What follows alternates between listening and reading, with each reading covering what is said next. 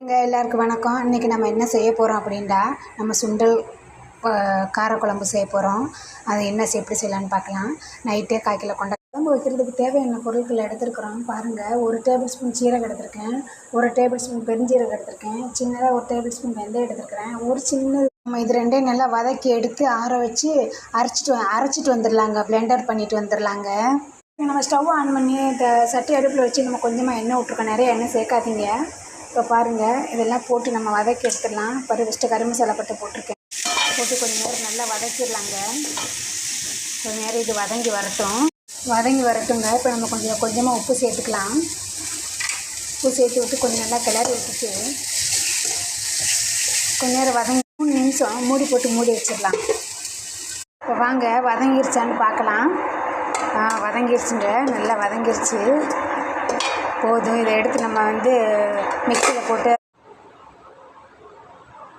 இப்போ பாருங்கள், நம்ம தேவையான பொருளை எல்லாம் எடுத்தாச்சு. பார்த்திங்களா, நம்ம எல்லாம் எடுத்துட்டோம். பாருங்கள், தாளிப்பு தேவையானது சின்ன ஸ்பூன்கிட்ட சோம்பு எடுத்துருக்கேங்க, சின்ன ஸ்பூன்கிட்ட வெந்தயம் ஆன் பண்ணியாச்சு. கடாய் அடுப்பில் வச்சு நம்ம எண்ணெய் போட்டாச்சு. இப்போ பாருங்கள், நம்ம தாளிப்பு சாமான் போட்டுடலாம். போட்டுடலாம். பாருங்கள், இதில் போட்டுடலாம். வெங்காயம் வதங்கிருக்கான்னு பார்ப்போம். பாருங்கள், நல்லா வதங்கிருச்சுங்க. நல்லா மசாலா போட்டு நல்லா வதக்கி எடுத்தாச்சுங்க. இப்போ நம்ம வதக்கி வச்சுருந்த மசாலாவை நம்ம போட்டுடலாம். வதக்கி வச்சுருந்ததை போட்டுடலாங்க. நல்லா கொஞ்சம் வதக்கி விட்ருவோங்க. இந்த மசாலா ஸ்மெல் போகட்டும். ஒரு 2 நிமிஷம் மூடி வைக்கலாங்க. 2 நிமிஷம் மூடி வச்சுருவோம். நம்ம திறந்துடலாம்.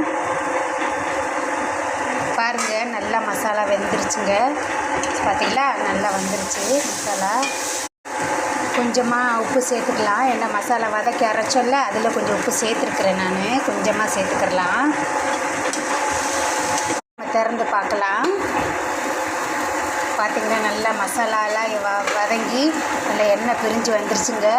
இப்போ நம்ம லைட்டாக கிளறி இப்போ நம்ம கொண்டக்கடலை தண்ணி வடிகட்டி வச்சுருந்தோம்ல, அதை நம்ம இதில் சேர்த்துக்கலாம். அதை சேர்த்துனா தாங்க டேஸ்ட்டாக இருக்கும். எப்படி இருக்குன்னு பார்க்கலாம். பாருங்கள், நல்லா சூப்பராக வந்துருச்சுங்க. பார்த்திங்களா, நல்லா அருமையாக வந்துருச்சுங்க. நல்லா ஹெல்த்தான சாப்பாடுங்க.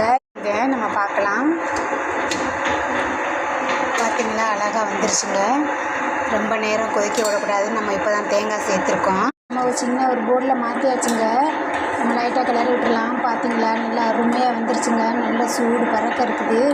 அப்படியே போட்டு ரைஸ்